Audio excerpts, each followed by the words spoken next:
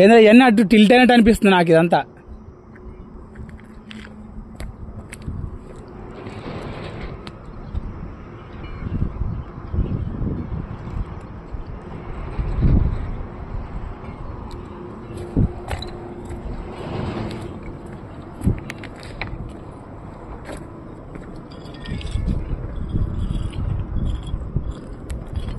దూకుతా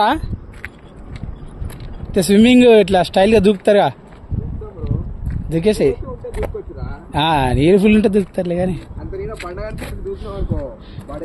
దాని ఏముంది, తెలియకపోతే కారు ఉంది, మోసే పని కూడా లేదు.